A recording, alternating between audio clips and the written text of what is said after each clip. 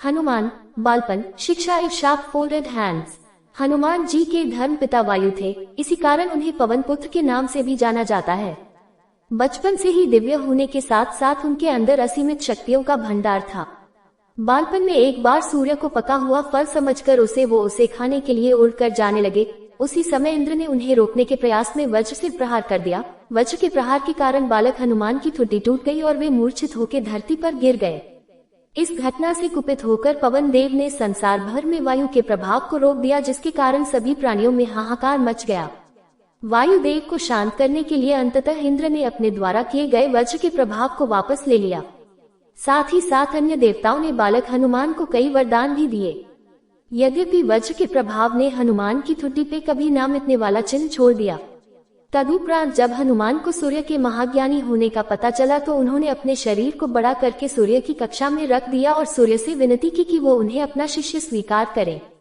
मगर सूर्य ने उनका अनुरोध ये कहकर अस्वीकार कर दिया कि चूंकि वो अपने कर्म स्वरूप सदैव अपने रथ पे भ्रमण करते रहते हैं, अतः हनुमान प्रभावपूर्ण तरीके से शिक्षा ग्रहण नहीं कर पाएंगे।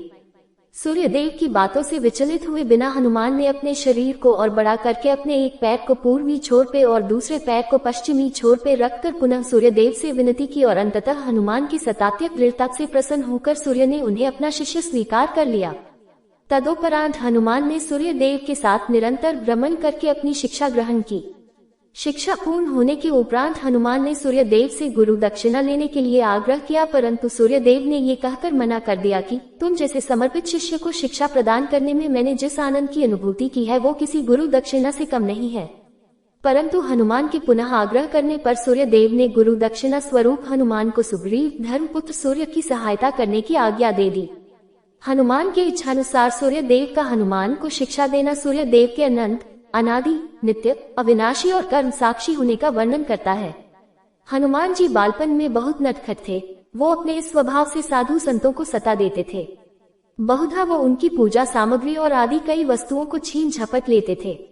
उनके इस नटखट स्वभाव से रुष्ट होकर साधुओं ने उन्हें अपनी शक्तियों को भूल जाने का एक लघु शाप दे दिया। इस शाप के प्रभाव से हनुमान अपनी सब शक्तियों को अस्थायी रूप से भूल जाते थे और पुनः किसी अन्य की स्मरण कराने पर ही उन्हें अपनी असीमित शक्तियों का स्मरण होता था। ऐसा माना जाता है कि अगर हनुमान शाप रहित होते तो रामायण में राम रावण युद्ध का स्वरूप पृथक भिन्न न्यारा ही होता।